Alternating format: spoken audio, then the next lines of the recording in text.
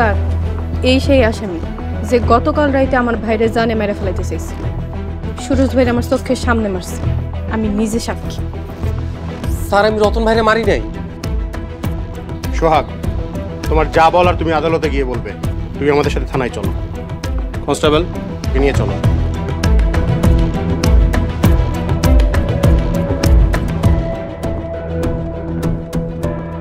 রিমা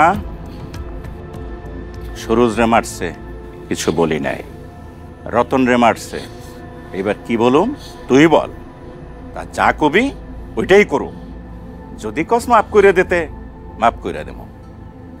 ওর কোনো মাফ নাই জ্যাঠা, আপনাকে কিছু করার লাগবে না।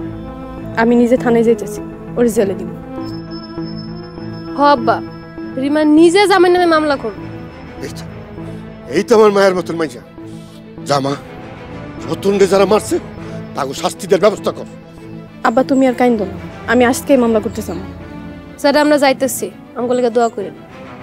যাও, তোমাদের সাথে আমার দোয়া সব সময় আছে।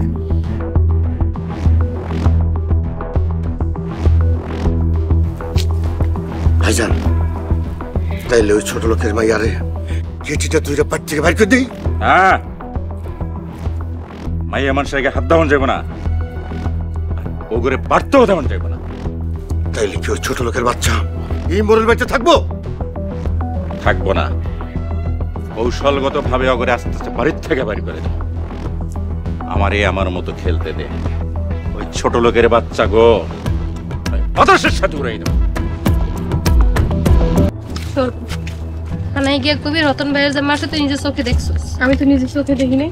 না দেখলো তোর জামাই ছাড়া বাইরে কেডা মারছে? তাহলে এটাই করবো না যে ওই মারছে আমরা সন্দেহ করতেছি। সুরজ ভাইয়ের যে মারছে তুই দেখছ নাই? দেখছি।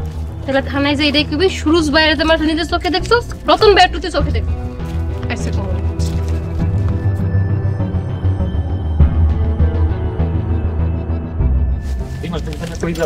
কই যেতে আপনারা কই তুইব? সুলতানা, খারাপ ব্যবহার করো না, কষ্ট পাই। তাছাড়া কি? তুম করে বড় আপন মনে করি। স্যার আমরা থানায় যেতেছি মামলা করতে। আস্তাগফিরুল্লাহ, কার নামে মামলা করবারি মা? রিমার জামাইয়ের নামে মামলা করতে দিতেছি, এখন হইছে? সর্বনাশ, জামাইয়ের নামে মামলা করবা কেন? আপনি কোন দুনিয়াতে থাকেন? কালকা যে রতন ভাইয়ের মারছে আপনি জানেন না? ও জানি, কিন্তু রিমার জামাইয়ের নামে মামলা করবা কেন? আপনারা যে আব্বা টাকা পয়সা খাওন দাওন দিয়ে কিল্লি গেলে আমি এটাই জানি না। সুলতানা, খাওনের কোটা দিও না, কষ্ট পাই, কষ্টে বুকটা টাস টাস করে। স্যার আসলে হয়েছে কি, রতন ভাইরে যে মারছে আমরা আমার জামাইরে সন্দেহ করতেছি। রিমা, সন্দেহ করে একটা মানুষকে জেলে দিয়া শাস্তি দিবা, এটা কি ঠিক হইব কও? ঠিক ঠিক কি আমার আপনার কাছে শিখতে হইব? সামনে থেকে এনে সরেন। সুলতানা, আমি আবারও কষ্ট পাইলাম। আল্লাহ, তুমি এই সহজ সরল মানুষটারে বাঁচাও।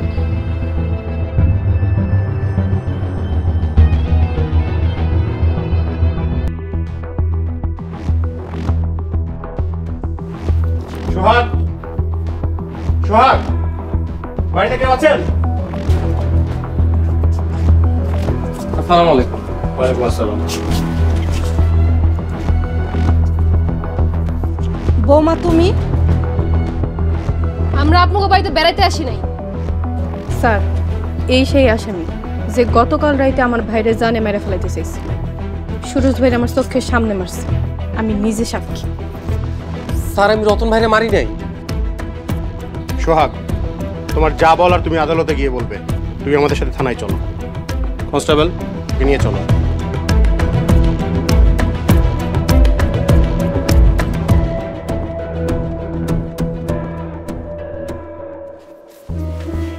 মা, তোমার কাছে এরকম ঘটনা কখনো আশা করিনি। আমরাও তো এই জিনিস আশা করি না আপনার কাছ থেকে। এই মাইয়া, আমার পোলায় তোর ভাইরে মারে নাই। আপনার পোলাই আমার ভাইরে মারছে। আর একটা কথা কবি, তোর গলা টাইনা ছিঁড়া ফেলামু। মোরলের বেয়াদব মাইয়া। চুপ করো। মোরলের মাইয়ারে নিজে না খাইয়া খাওয়াইছি, নিজের মাইয়ার চেয়ে বেশি ভালোবাসছি। তুই তার এই প্রতিদান দিলি, আমি তোর অভিশাপ দিতেছি, তুই ধ্বংস হইয়া যাবি। থামো তো বৌমা, তোমার শাশুড়ির কথা কিছু মনে করো না, উনি মনে কষ্ট পাইছে, তোমরা চলে যাও। হইছে, গাছ কাইতে আর পানি ঢালন লাগবো না। আপনার ঘরে আমি খুব ভালো করে চিনি। রিমা চল।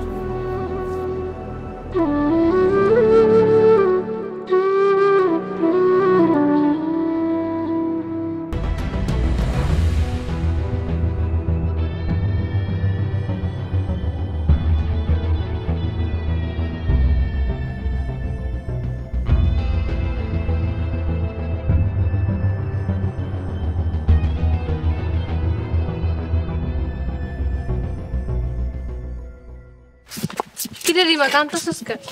কই কানে তোর এই বজ্জাত জামাই লেগে কান্তাছস? আমি কি তোমাদের কইছি যে ওর লেগা কাঁদতেছি? শোন, ভাইয়েরে মারছে, এর লেগে ওরে জেলে দিয়ে মনের জ্বালা মিটাইছে।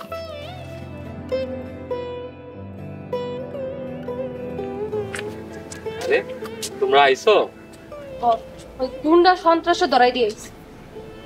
একটা ভালো মানুষে পুলিশে ধরাই দিলা, তোমরা অনেক বড় সন্ত্রাসী হয়ে গেছো। স্যার, দিন দিন কিন্তু আপনি কথা বেশি কইতেছেন। আপনি আব্বারে ডরান না? সত্য কথা কইতে আমি কাউরে ভয় পাই না। কোনটা সত্যি কথা? হের জামাই রতন বাইরে মারে না, এটা সত্যি কথা? হ, এটাই সত্য। স্যার, এটা যে সত্য কথা আপনি কেমনে জানলেন? আপনি কি নিজ চোখে দেখছিলেন? সততার চোখ দিয়ে দেখো, তাহলে সব দেখতে পারবা। আমি আজকে আব্বার কাছে না, জেরার কাছে গিয়ে আপনার আমি বিচার দিব। দিও, এই পাপের বাড়িতে আমি আর থাকতে চাই না। মায়ায় পড়ে গেছি, তাই যাইতে পারতেছি না। বের করে দিলে সোজা চলে যাবো। আপনি আসলে একটা নিমো খারাপ। সুলতানা, তোমার এই কথাতে কষ্ট পাইলাম। আপু থাক, স্যারের বকা দিও না।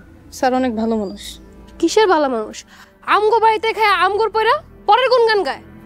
সুলতানা, খাওনের কোটা দিলা, তোমার এই কথাটাতে খুব কষ্ট পাইলাম। স্যার, আপনার সামনে থেকে সরেন। সুলতানা, তোমার এই ব্যবহারটাতে কষ্ট পাইলাম।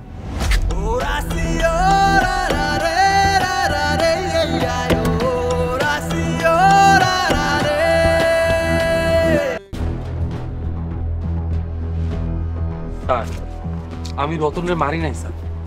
দেখো সোহাগ, আমি জানি তুমি ভালো মানুষ, কিন্তু তোমার বিরুদ্ধে অভিযোগ করা হয়েছে, তাই তোমাকে ধরে নিয়ে যাচ্ছি। তুমি চিন্তা করো না, তদন্তে তুমি দোষী প্রমাণিত না হলে আমি তোমাকে ছেড়ে দিই। ভাই, তোমারে পুলিশ ধরছে কেন?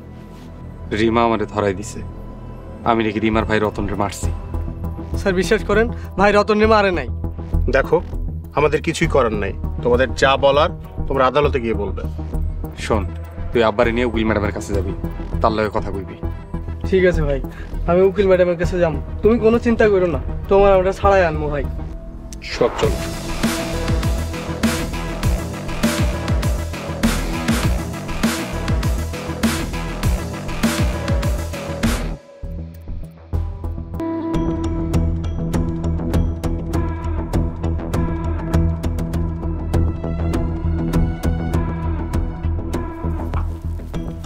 ভাইজান, চারদিকের এত জ্বালা যন্ত্রণা কিন্তু আমার সহ্য হইতেছে না। সহ্য না করতে পারলে সোজা লন্ডনে চলে যা, ওখানে বাড়িঘর আছে, গিয়ে শুধু খাইবি আর ঘুমাবি। না ভাইজান, এই গ্রাম ছেড়ে আমি কোথাও যাব না। তাহলে একদম চুপ করে থাক, শুধু দেখা যা আমি কোন খেলা খেলি। ভাইজান, সুরজের মায়ের একটা শিক্ষা দিতে হইব। ওই খালি করিম রে উস্কানি দিতেছে। একটু অপেক্ষা কর, একটা একটা করে আমি সবগুলোরে শেষ করে ফেলাম। ভাইজান, সুলতানারা আসতেছে।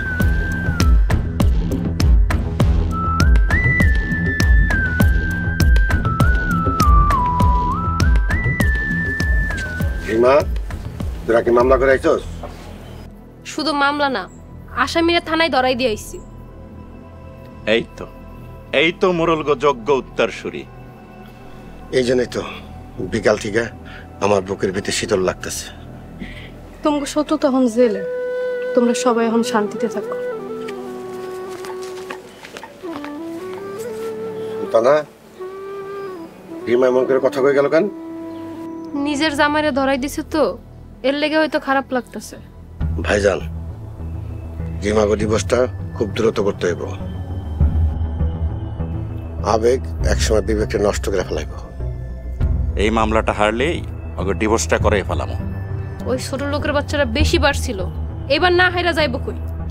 তারপরে রিক্সালার এমন একটা শিক্ষা দিব যাতে মানুষের বাড়ি বাড়ি ভিক্ষা করে খায়। সুলতানা, তোকে কাজ কিন্তু এখনো শেষ হয় নাই, তোকে কিন্তু কোর্টে সাক্ষী দিতে হইব। আমি তো রেডি, কিন্তু মাস্টার জানি কি কয়, আমরা নাকি খারাপ করতেছি বা ভুল করতেছি এরকম। মাস্টারে এমন একটা শিক্ষা দিতে হইব, ও এত সাহস পায় কোত্থেকে? থাম, তোকে কিছু কইতে হইব না, আর বিষয়টা আমিই দেখতাছি। সুলতানা, দেখ তোমার রিমা কই আছে।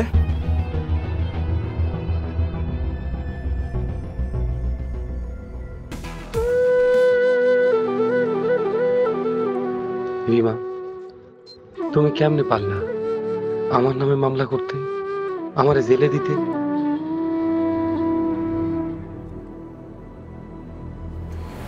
আসসালামু আলাইকুম।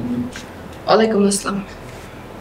ম্যাডাম, আমি রতনরে মারি নাই, ওরা আমারে ফাঁসাইতে চাইতেছে। আপনাদের এই বিষয়ে আরো সচেতন হওয়া দরকার ছিল সোহাগ। আমাকে তো মনে কোনো সন্দেহ ছিল না ম্যাডাম। তবু মোরল পরিবার যে আপনাদের বন্ধু নয়, শত্রু, এটা আপনাদের মনে রাখা উচিত ছিল। তাইলে ম্যাডাম এখন কি করব? আচ্ছা, যে রাতে রতনের উপর হামলা হয় সে রাতে আপনি কোথায় ছিলেন? বাড়িতেই আছিলাম। আচ্ছা, ঠিক আছে, আমি দেখছি কি করা যায়। আদালতে যদি আপনাকে জিজ্ঞেস করা হয়, আপনি ঠিক আমাকে যা বলেছেন ঠিক তাই বলবেন। জি আচ্ছা ম্যাডাম। ওয়ালাইকুম আসসালাম। অর্ডার অর্ডার অর্ডার, বিচার কার্য শুরু করার অনুমতি দেওয়া হলো। মহামান্য আদালত, এই সেই কুখ্যাত সন্ত্রাসী যে শুধু তার নিজের স্ত্রীকেই মেরে ক্ষান্ত হননি, আদালত থেকে যাওয়ার পথে মোরল সুরুজকে সবার সামনে মারধর করে, পরবর্তীতে ভিকটিম রতন তাকেও মেরে গুরুতর আহত করে। সে এখন হাসপাতালে ভর্তি। মহামান্য আদালত, আমি এই আসামির সর্বোচ্চ শাস্তি দাবি করছি। মহামান্য আদালত, আসামি সোহাগ যে ভিকটিম রতনকে মারধর করেছে তার কি কোনো প্রমাণ আছে? মহামান্য আদালত, এই তার মেডিকেল সার্টিফিকেট।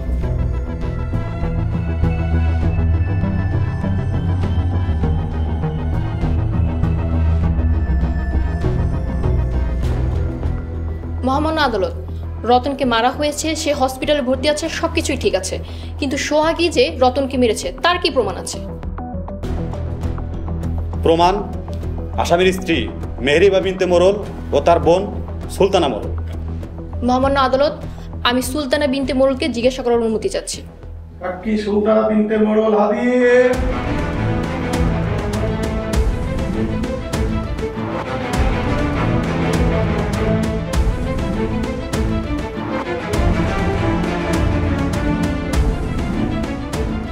বলুন। যাহা বলিব সত্য বলিব, যাহা বলিব সত্য বলিব, সত্য বলিব মিথ্যা বলিব না। সত্য বলিব মিথ্যা বলিব না। সুলতানা মোরল, ভিকটিমকে যে সোহাগী মারধর করেছে তা আপনি কিভাবে দেখেছেন? আমি রতন ভাইয়ের সাথে আছিলাম, আমার সামনে ওই সোহাগ রতন ভাইয়ের মারছে। ভালো কথা, কিন্তু রাত 11:15টার দিকে আপনি রতনের সাথে কোথায় গিয়েছিলেন? মহামান্য আদালত, বোন ভাইয়ের সাথে যে কোনো জায়গায় যেতে পারে। মহামান্য আদালত, আমি খারাপ কিছু বলছি না। আপনার ভাইয়ের উপর যখন হামলা হয় তখন আপনি কি করছিলেন? আমি অনেক ভয় পাইছিলাম, ভয় পেয়ে দৌড়ে বাড়িতে চলে গেছি। মহামান্য আদালত, গুরুত্বপূর্ণ পয়েন্ট, আহত ভাইকে ফেলে বোন কি বাড়িতে চলে আসতে পারে? অবশ্যই পারে, কারণ স্পটে থাকলে সাক্ষীকেও মারতে পারে। ভালো কথা, কিন্তু ভাইকে তারপর দিন সকালে আধমরা অবস্থায় মানুষ হসপিটালে নিল, বোন বাড়িতে গিয়ে কিছু বলেনি। এ কেমন বোন?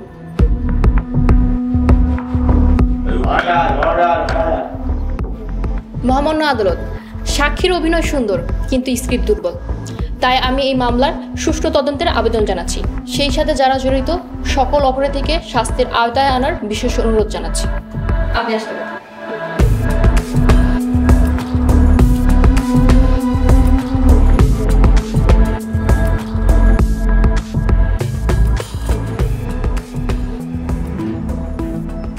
সমস্ত সাক্ষী প্রমাণের ভিত্তিতে আদালত তদন্ত অফিসারকে সুষ্ঠু তদন্তের আদেশ দিচ্ছে। আগামী 24 তারিখে তদন্ত রিপোর্ট পেশ করার আদেশ দিচ্ছে। আজকের মতন আদালত এখানে মুলতবি ঘোষণা করা হয়।